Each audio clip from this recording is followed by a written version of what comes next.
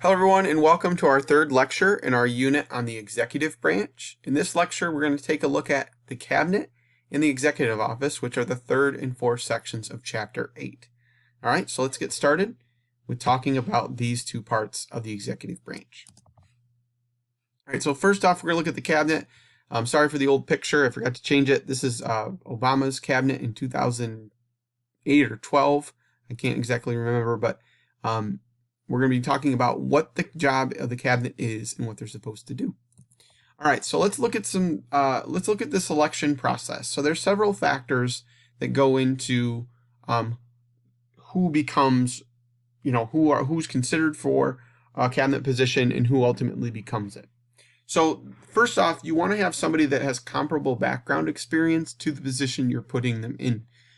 So like you want them usually with, Secretary of State, somebody that usually has relationships globally or understands how things work, not just in this country, but outside the country.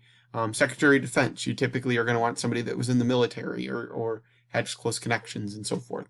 Number two is you generally want to have somebody that satisfies the interests of the president. You don't necessarily want somebody that has a huge difference of opinion or comes from a huge different background, has very different political beliefs or so forth of that position of the president. Sometimes that happens, but a lot of times you don't. And then number three, you want somebody that has high-level administrative experience because they're running an entire department, and they need to be able to run an entire department and lead hundreds, if not thousands, of people. Now, typically the background of our cabinet members are their college graduates with advanced degrees, and most of them are leaders in their field. And some of them, depending on the position, they have political experience and so forth. Now, here's one thing that's important to understand about these positions. They pay pretty well, at least in the grand scheme of, like, I would love to make about $184,000 to $200,000 a year as a Secretary of State, but for most of these people, that means a pay cut. And you have to think about why would they take the pay cut? And it's a pretty straightforward answer. There's to serve their country, might be for some of them, but others, it's the power and the prestige that actually comes with being Secretary of State or Secretary of Defense or whatever position you're talking about. Now, how it works is there's nominations, and then from there you have to have a confirmation. And basically what happens is the president, if they're reelected, or the president-elect, they will actually put together a team that will leak names out across the United States and in Washington just to see people's reactions to those various positions. From there, it kind of gives them an understanding of who they might select and if there's a positive chance that they could get agreed upon and so forth. And then it goes to the Senate, and the Senate will hold confirmation hearings, go through the process of see if that person has any flaws that mean they can't be appointed to that position and so forth, and then they'll be confirmed. Now, most of the time they're routine, and the real reason why is because, first off, they want to make sure that that president has the positions filled, but also because generally the president or president-elect's team is not going to generally put a name out there that is going to just get thrown away, because then it's going to make it very difficult and draw this process out.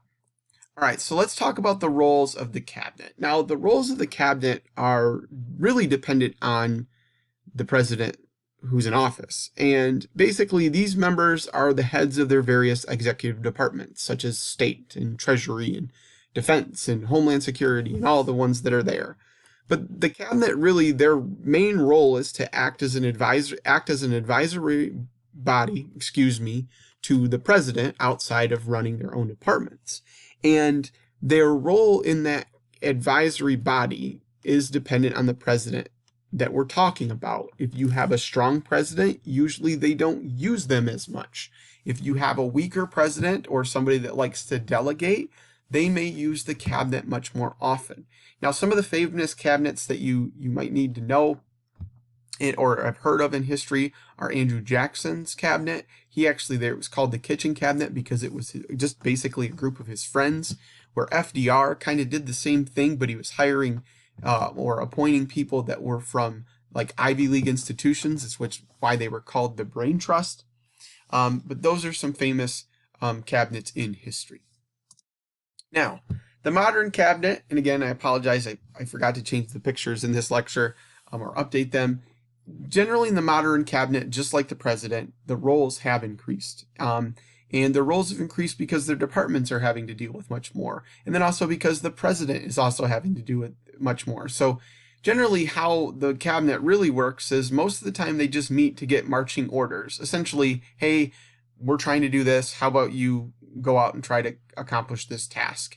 Now, that doesn't mean that all presidents use them. So like, for example, you can see on the screen the next 3 dashes.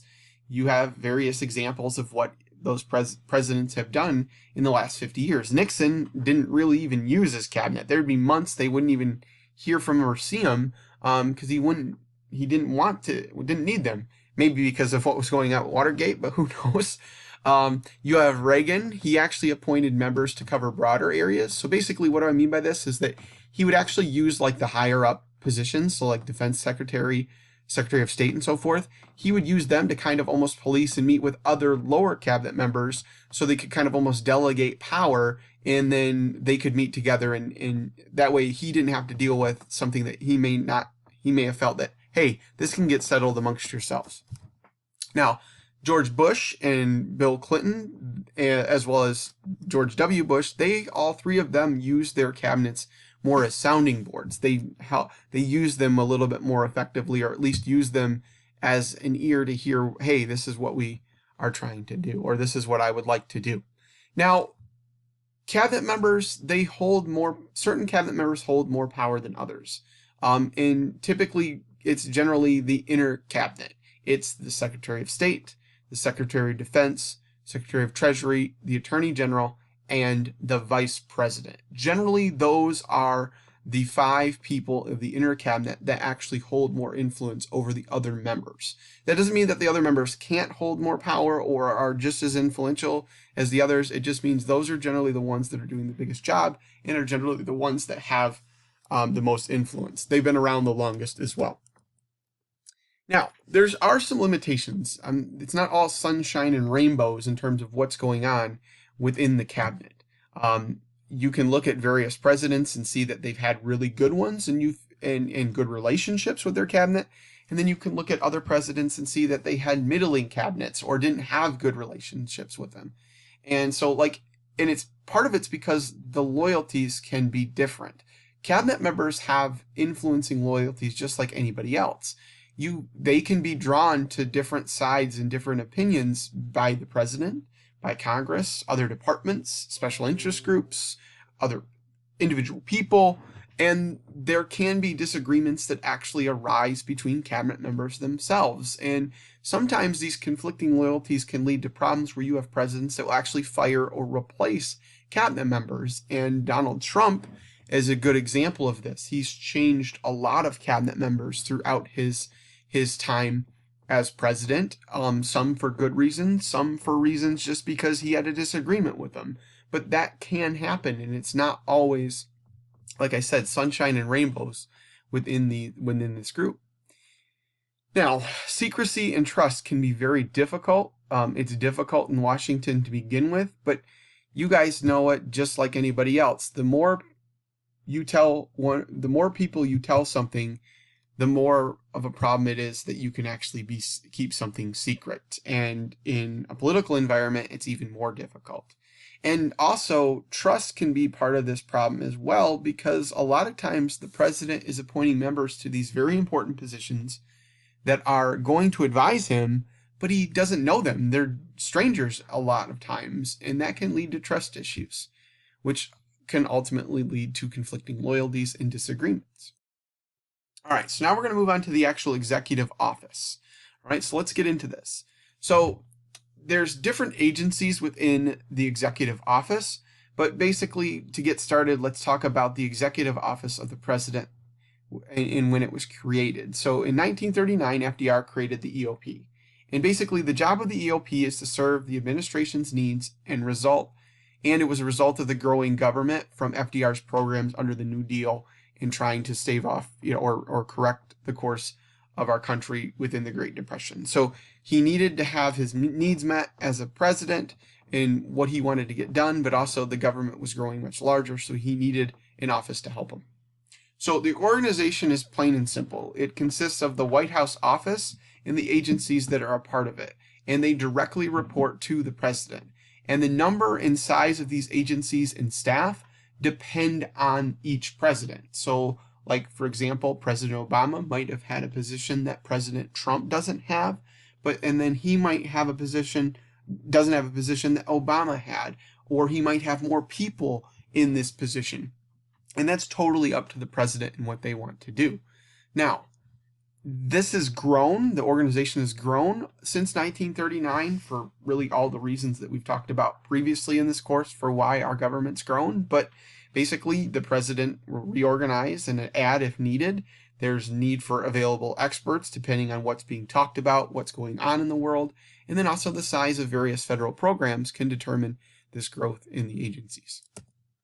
All right, so another part of the executive office is a connected agency is the Office of Management and Budget, the OMB. Now, here's the nice thing about the Office of Management and Budget. It's pretty easy to understand what it's supposed to do because the name gives it away. It manages and goes through the budget of the government, and it's the largest of the EOP agencies. The director of OMB is kind of a de facto cabinet member because their job's so important in understanding how our economy is functioning, and then you also want them to be close to you to help prepare a budget for the country and make sure everything's going well economically. Now, the OMB, their job is to review all budgets for all the EOP agencies and give recommendations on who should get money, who shouldn't get money, where it should go, and change hands, and so forth. And two, they also operate as central clearance. They review all legislative proposals that are put forth in terms of dealing with money. If it costs money and it's proposed, OMB is going to be looking at it, which is why it's the largest agency. All right, now we're going to talk about the security councils. There are two. There's the National Security Council, very, very important council. They help coordinate military and foreign policy actions by the president. What the National Security Council is made up, the positions that are part of this are the president himself, the vice president, and then the secretaries of state and defense, as well as the National Security Advisor, and then the staff that's provided by the National Security Advisor. Now, the next Security Council is the Homeland Security Council. This is actually fairly new. It was created after 9/11, and its sole job is to coordinate all federal agencies to counter any terrorist attacks or prevent future attacks. And their first response was the anthrax scare that happened in the months and years after 9/11. And one thing I want to state here is that coordination of all federal agencies to counter terrorism was important because one of the reasons why 9/11 wasn't stopped was because the federal agencies were working against each other and weren't sharing information, such as the CIA and the FBI, and that led to some issues, and then 9/11 did happen. All right, so now onto the White House office. Now, typically, guys, the White House office wasn't a big deal for the executive office until the mid-20th century. And presidents typically did not have their own personal staff, or if they did, it was very small. You're talking only a couple of people. Now it's huge. The organization is appointed by the president, but since it's a position that's directly for him, there is no Senate confirmation. Now, typically the main White House office staff are his chief of staff, so his chief advisor, his deputy chief of staff, counsel, so lawyer, and the press secretary. And again, I'm sorry for not updating the pictures, but the press secretary you're going to see quite often because they're meeting with the press every day or almost every day. Now, the duties of the White House office are pretty straightforward. They perform any assigned duty. They gather info, provide advice and issues to the president, and they basically just help him out with pretty much anything he needs as part of his job. They also help enforce directives and present views to the media. If you guys are somebody that are really into politics and like TV shows that are kind of linked to this, that are similar, you can kind of see how the White House office runs. You can go look and check out. Lone Survivor has it a little bit, but the best show is The West Wing. All right, and that's really all I have for you guys here in sections 8.3 and 8.4, talking about the cabinet and the executive office. I hope you guys learned a lot about what the various jobs are within the executive branch, and I'll see you later.